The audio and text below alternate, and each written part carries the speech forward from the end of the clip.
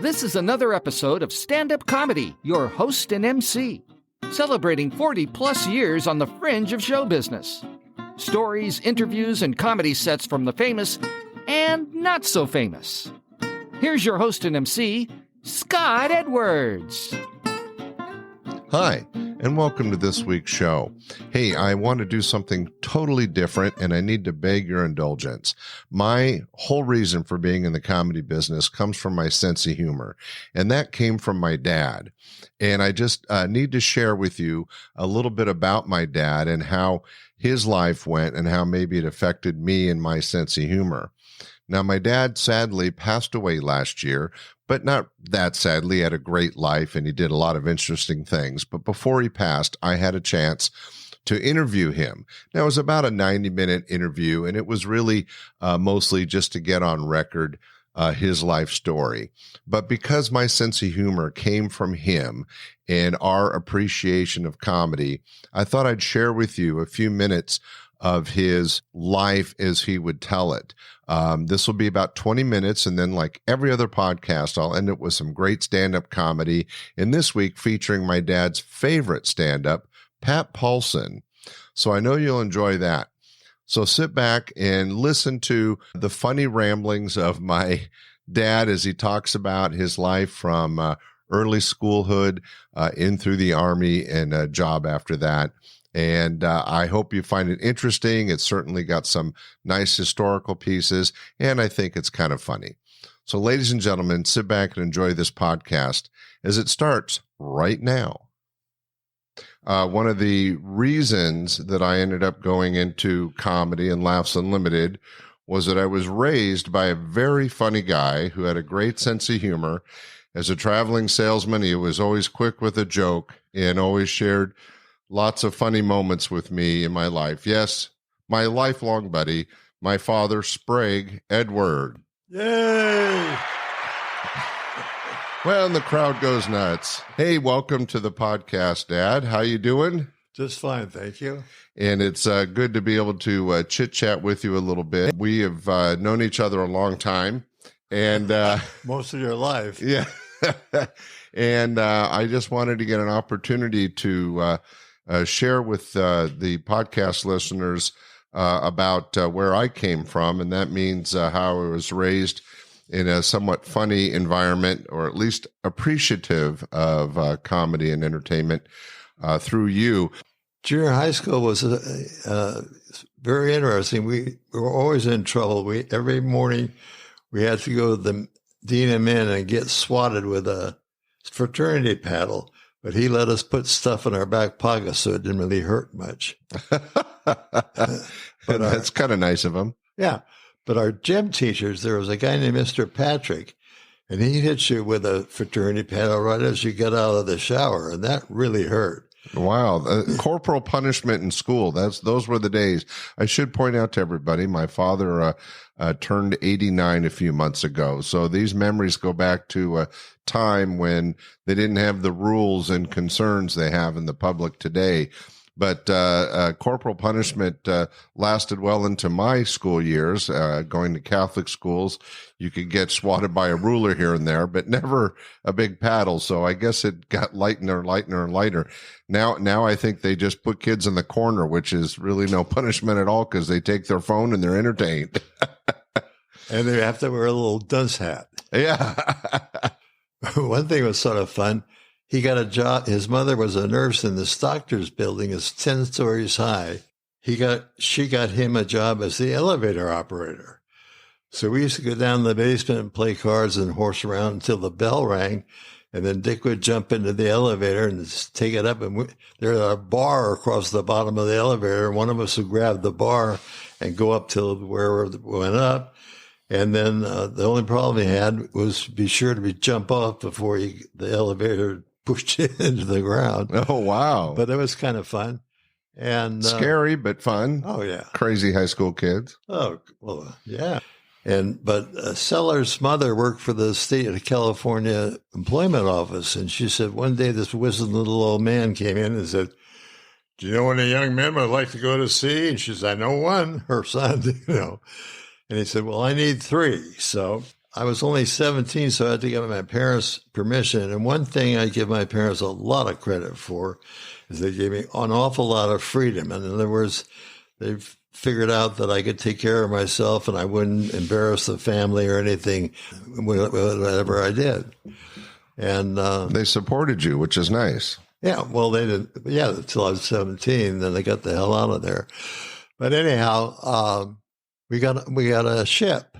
Now, there's a trick there. You have to have, to get a ship, you have to have seaman's papers. To get seaman's papers, you had to have a ship. That's kind of a catch-22. Right. So we had a ship. So we ran over to the Coast Guard and got our seaman's papers as ordinary seamen and went on board and spent about a month cleaning the ship up. And then we decided it was time to go to sea. So we went over to get some scientists and students of oceanography and stuff like that on board. It was a survey ship for the Fish and Wildlife Service in the Department of Interior. It had been a 3-masted schooner, so it had this huge hull on it made, what do they call that thing on the bottom? It's the hull. No, that's the rudder, I'm not a boat guy, sorry. But it was steel, and it was still on the boat. And of course, originally it was a beautiful 3-masted schooner, and the Navy took it over during World War II, chopped the forward mast and the aft mast off, cut the mizzen mast in half, put a house on it, 2 diesel engines in it. We still the keel. We still had the keel. Ah, there you go. Yeah. You had the steel keel, and the military converted it from a sailboat to a powerboat. Right. And so anywhere a wave came within 30 miles or so, the boat would just rock like crazy. And of course, without that keel, lots of waves in the ocean. Anyway, we headed for the Chevron docks to fill up with fuel, and Sellers was at the wheel, and the captain was standing next to him. And as we're hit probably about 5 or 6 miles an hour or knots per hour, we're heading for the Chevron dock. And I can see Dick arguing with the captain about, don't we think we should put it in reverse? And I guess he said no. So I saw we were going to hit the dock, so I laid down on the deck so I wouldn't fall and get knocked down. And we hit that sucker, and asphalt and timbers and everything was flying. Everybody on the dock went running for land. And it was a real fiasco on it for our very beginning trip. Well, that's interesting because I knew you were in the Merchant Marine, but I guess not being hearing the stories in a chronological, I thought it was after your time in Korea during the Korean War as a paratrooper. So you were actually a teenage seaman right. in the Merchant Marine. And then, okay, so you did that for how long? 1 year. 1 year. And one of the most exciting things was I'm 17 years old now, and I'm at the wheel, and we hit a hurricane. And I got to ask, why would they let 17-year-olds drive the boat? Because that's my job. Oh, really? Yeah. A regular seaman first class could still steer the boat? There must be a captain on deck. There's an officer and 2 seamen on each watch, and we switch off on who was steering. Oh, anyway, wow. I was steering, and It's a lot of responsibility. Well, he comes up with this hurricane, and the captain comes over and says, "For God's sakes, Edwards, don't get in a trough or we'll be swamped." Okay. Wow, that's a lot of pressure. Well, it's 30-foot waves, and I look out the window. All I saw was water, and then we get up to the top of the waves, and all I see was sky. And we had this big picture window. It was a little unnerving, but eventually it died down, and we just followed it rather than trying to battle with it. And when it calmed down enough, we turned around and went back to where we were supposed to be. 1950. Okay, so television had started, but was not a household thing yet. Oh, heck no. And still black and white and small, and only rich people had them. I think that's one of the reasons I married Marilyn, because she had a television. So you married my mom because she had a TV? Yeah, we got Ouch. we got to watch a real funny Jewish guy. Milton Berle? Milton Berle. Yeah. They were close, Merle and Milt. No, that's good. Milton Berle, yeah, was huge in radio, and then he was one of the successful people, him and Red Skelton and a few others that were able, Bob Hope, to convert over to TV. Right. That wasn't the reason I married her, but it was a pull. So now you're in junior college. Where'd you go after that? Well, that's when the Army wanted me. Oh, and were you drafted? No. They wanted to draft us. Well, I said, well, we got to go somewhere. And I said, let's go to the Navy. I mean, I really love the ocean. Chuck said, oh, no, I'll get seasick. So we had a lot of friends that were in the 82nd between wars. They had to train in gliders, which wasn't much fun, plus jumping. And they said, it was, the food was pretty good. And being the nation's top branch of the service, it was fun. You get to march in a lot of parades. So we went down and joined the Army, specifying we wanted to go in the airborne. And then that Monday, we were in Fort Ord getting processed. The draft board called and wanted to know where the hell we were. And the school wanted, we also enrolled in West Contra Costa, so we'd be in school to make the transfer. And they wanted where we were. And my mother said, well, he's in the Army. He can't be in the Army yet. I've already been in for 2 days. Anyway, you kind of beat them to the punch. Yeah, and which is really smart. We got processed in Fort Ord, and what was sort of interesting there, we had about 100 guys take your different tests to see if you could read and write and stuff. And there was 100 guys there, and then they wound up with 8, and then they wound up with 2, and I was one of them. And so you were the smartest of the bunch. Well, no, there was another guy just pretty much as smart, I think. But I wasn't really very smart, I didn't think, but there's a lot of people that are really dumb. Process of elimination, Dad. Yeah. So what did those last 2, meaning you and one other guy, end up doing? Well, they asked us if we want to go to OCS, Oh, officer training school? Yeah. Wow. Canada school. And all I could think of was John Wayne in the jungle with a bar on the front of his helmet, looked just like a good target, saying, follow me. And I said, no, thanks. I'll stay enlisted. And plus, you had to stay another 6 months in the Army. And when you're 18, it seems sounds like forever. It seems like forever, yeah.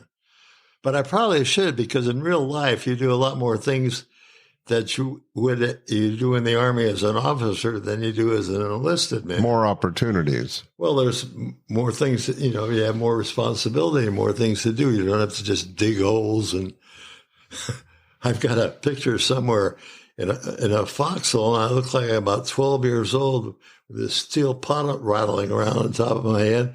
And I was thinking, boy, if I was an enemy, I'd head for me. I didn't look very threatening. You weren't too intimidating, huh? Not intimidating at all. But you had signed up in the airborne as a paratrooper, and that training must have been interesting. Well, that was really interesting. But we had to spend 16 weeks taking basic training. Mm-hmm. When we first got there, they were so short of supplies and stuff. I had to wear my civilian shoes for about a month before they got an A size 12 shoes. Wow. Oops. Now, where was this? Was this Fort Roberts. Fort Roberts. Camp Roberts. Where's that located? San Luis Obispo. Yeah, okay, I've seen it. It's Paso Robles, actually. I've been by there, yeah. All summer, it never went below 100. Wow. It's interesting. I've driven by there several times. And in fact, Jill, my wife, by the way, who's in the government service, had a meeting there. And so we were actually on the base. And I didn't know your connection with it. I lived there for almost 4 months. Wow. Well, 4 months, 16 weeks. And I thought these were kind of interesting. The first day we were there, they asked who had a B uniform, which is like they had an A uniform, which was the best, and a B was pretty close. And then the rest were fatigues. And I said, that can't be a bad job. Chuck, let's volunteer for it and we'll get extra points. So we did.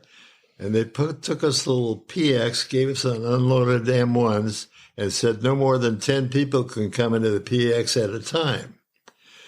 Well, just about ready at quitting time, here comes a company of guys who've been out in the field for, I don't know, a week or so.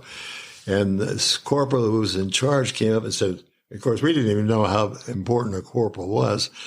He said, my men are hungry. I says, well, they have to come in 10 at a time.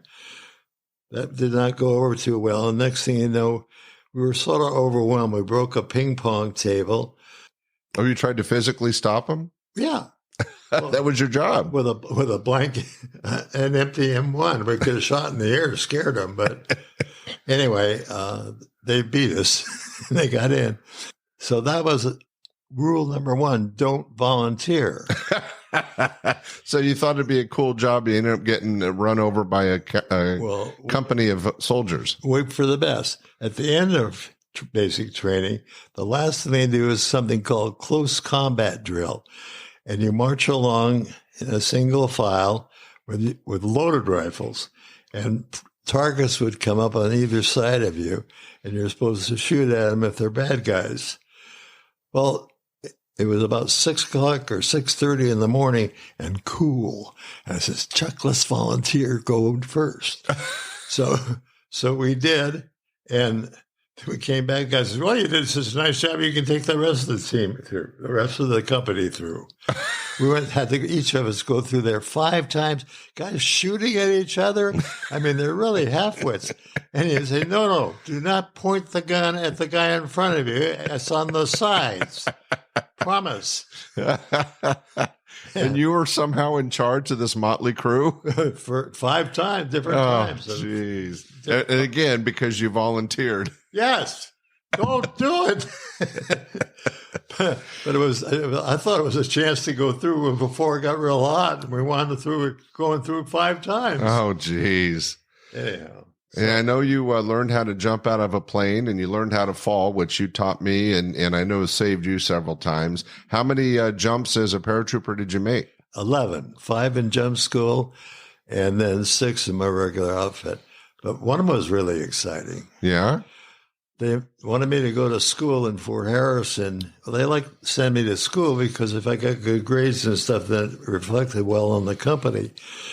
And so they always were trying to send me to schools. Well, they sent me this one in Indiana at Fort Harrison. My boss said, well, we have to go jump before you go. And I said, no, I'll jump back when I get back from class. No, you got to jump before. There's only one plane going up, and it's a test jump on the new parachute called the T-10. Well, they have to test the chute at 150 knots. Normally, we jump at 100 knots. Wow. So this was a high-speed jump. Well, 145 was the last one. And so we all get in this plane and put the chutes on, hook up, and we're sitting there. And they take 2 dummies, 150-pound steel dummies, and both of them malfunction. Oh, that's a little... not a good sign. That's intimidating. I think I was the second guy out on my side, and the guy in front of me was a smaller man, and he blew right back into the plane. I'm looking at him, and he kind of finally rolled out, and boy, I really jumped hard so I could get out. Get out of the plane. I didn't want to go back in. Now, you weren't very old at this point, were you? No, but I was, I'd been in 2 years. So how old were you? Last we checked, you were 17. Playing football. Are you now about 19, 20? 19, 20. No, I mean, 20, 21, and 22 in the Army. Okay. So pretty young, though. But that's when a lot of people join the service. Wow. The first 6 times ever in an airplane, I jumped out. That makes no sense. Well, flying was a big deal then, Right. So you made it through, you survived through the service. Oh, yeah. And then once you graduated, did you jump into sales? Yeah. Well, what happened was there was a company called IBM. It was just getting started. They had card things and stuff. And I thought they'd probably go someplace, so I really was interested in interviewing with them, and I did. And the guy said, "Are you in the top 10% of your class?" And like a fool, I said, "I don't think so. I work full-time, I'm married, and I have a child." But I should have said yes. They probably never would have checked. Right. So I found out that the oil companies paid $3.95 a month, and regular businesses, Ford and regular other kind of business, paid $3.50. Well, with a child and another one on the way, I figured $3.95 was better than $3.50. Well, and I think that was what was fun for me was introducing you to the various comics. You mentioned we went to lunch once with Gary Shandling, and you got to meet Seinfeld before he had a show, and the list goes on and on. But what's interesting is because I have a respect for the history of comedy, and I think that comes from you, and I don't know if you remember, but it was because of you I booked Pat Paulsen, and I brought Soupy Sales in, and some of the classics of comedy that weren't really, I mean, they were stand-ups, but not really. Soupy Sales wasn't really a stand-up, but, you know, had an act. And, of course, Pat Paulsen, the perennial presidential candidate, and we ended up being really good friends. But that was kind of my homage to you. These were people that you respected and liked in comedy. Thank you very much. But they were funny. Yeah, no, they were definitely funny. And then I know that I had a chance to invite you to Tahoe once, and we hung out for a whole day and a night with Harry Anderson. That was one of the best nights of my life, really. He was just a delightful man. And even his opening act, what was his name? Sinatra.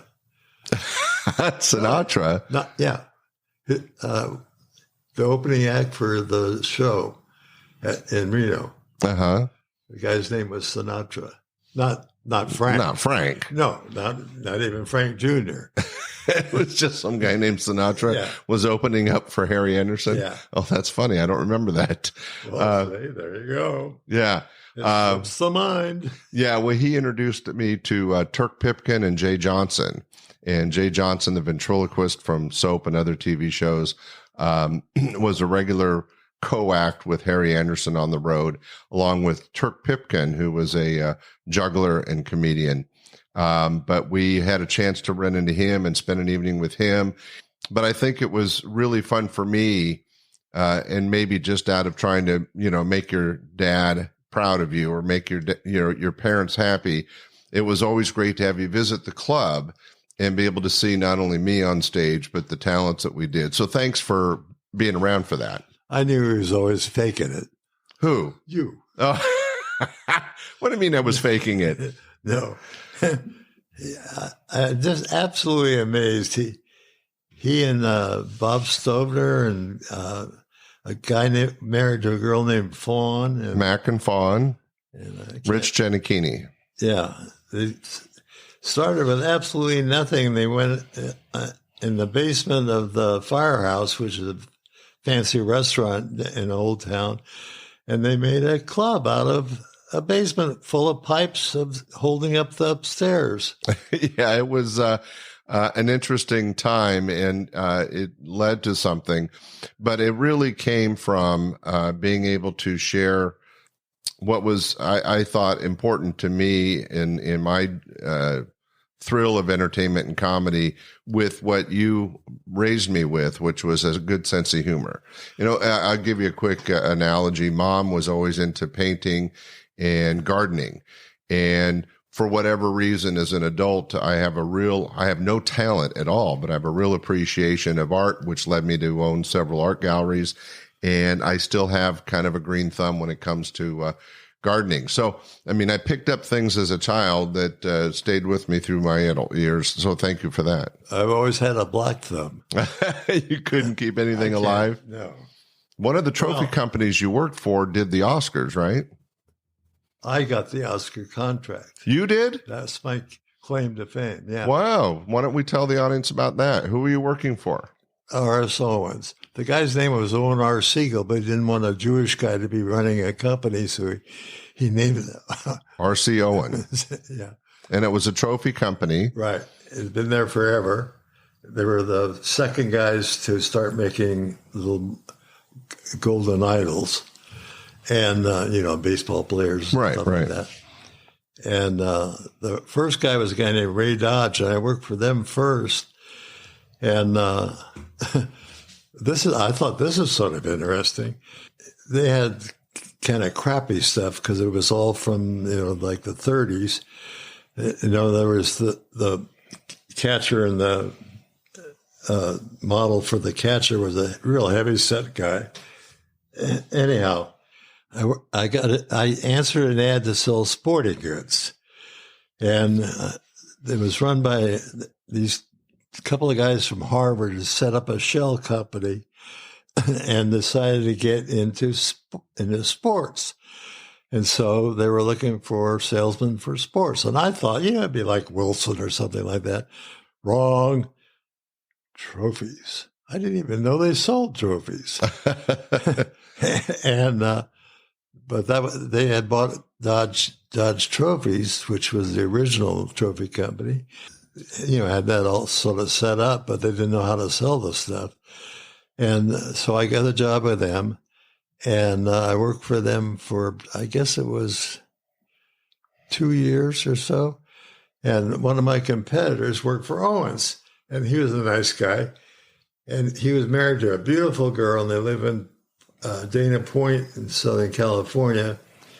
And she sold real estate. So when he was home on the weekends, she was selling real estate. When he was on the road, she was sitting around the house. She met some guy who was an airline pilot and thought he was kind of attractive. So my friend got really nervous, and he told the owners of Owens that he was quitting. And they said, "Is there anybody out there you could recommend?" He says, "Well, I don't know, but there's a guy named Sprague Edwards. Either he had just been there or he was coming right after me everywhere I went." Oh, so you guys had the same territory and were running into each other all the time. Not very often, but I always sent cards out saying I was coming and stuff. So they called me up, and I was with Dodge. I was getting $250 a week draw, and always made much more than my draw. And then they called me up and said, "Would you consider coming to work for us?"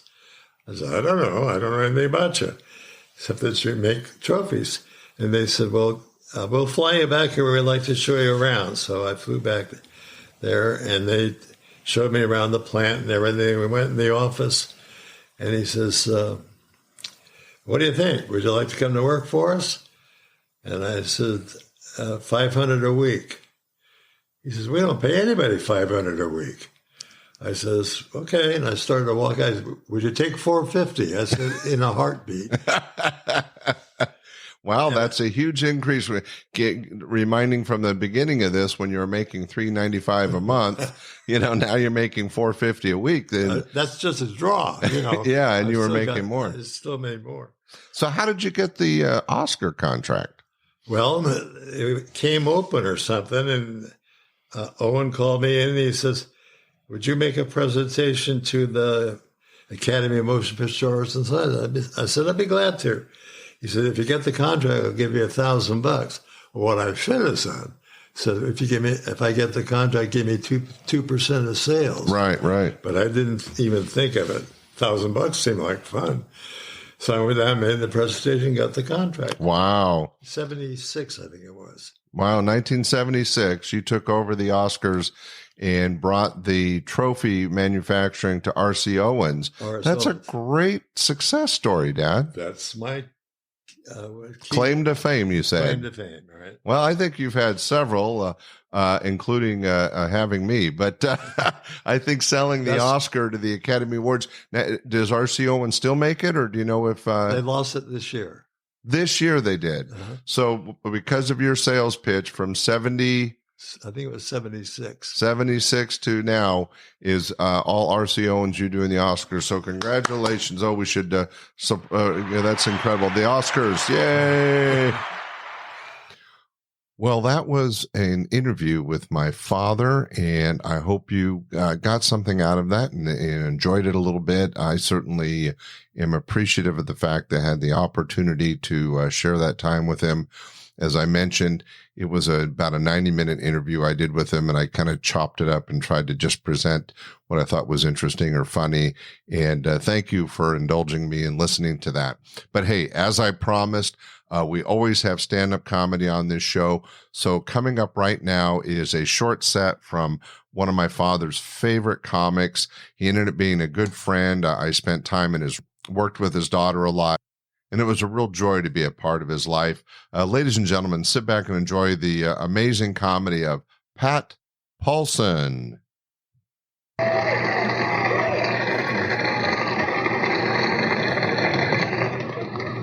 I'm very excited to be here. I'd like to talk about the challenges we face in this election year. As I travel this great land, I hear complaints about auto workers being laid off, cheap imports, steel mills closing, the garment industry dead, foreclosures of farms, the homeless, pollution, problems of the aged, the threat of AIDS, child abuse, Middle East, Nicaragua, etc., etc. I hear these rumblings of discontent everywhere I go, and you know what I think? I think America ought to just shut up. I'm sick of this bitching and moaning.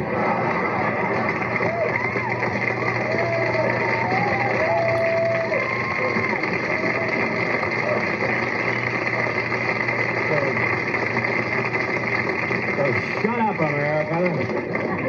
If you don't like what's going on, get off of your butts and find somebody to take care of these problems.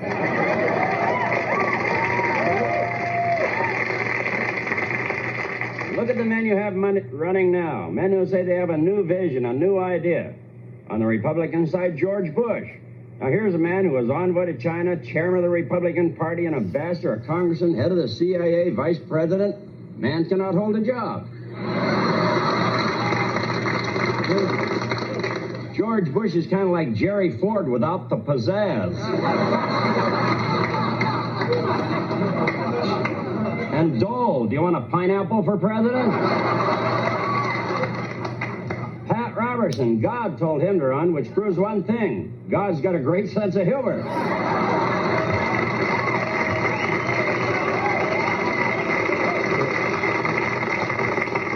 Pat doesn't have a prayer.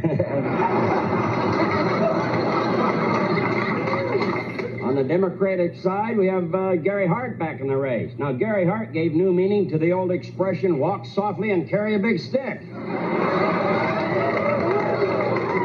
tell you one thing, you'll never catch me fooling around.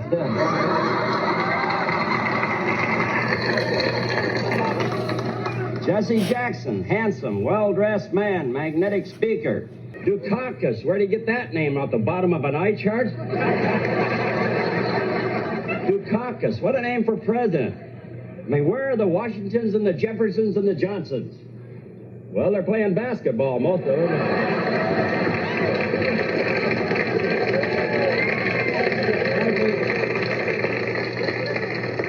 I think it's time we started looking for someone else to lead us. A man who will conduct his campaign in a decent, honorable way, with little hoopla.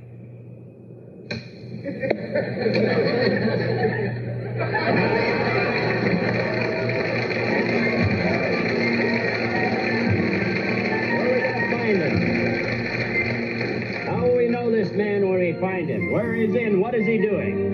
He may be a friend of yours, an acquaintance. He might be right here in Hollywood this very moment. He could be in this audience, standing on this very stage. I don't know where he is.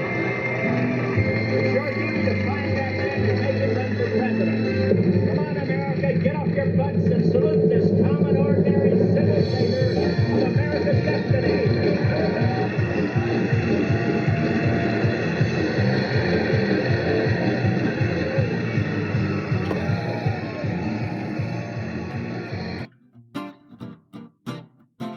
We hope you enjoyed this episode of Stand-Up Comedy, your host and MC. For information on the show, merchandise, and our sponsors, or to send comments to Scott, visit our website at www.standupyourhostandmc.com. Look for more episodes soon and enjoy the world of stand-up comedy. Visit a comedy showroom near you.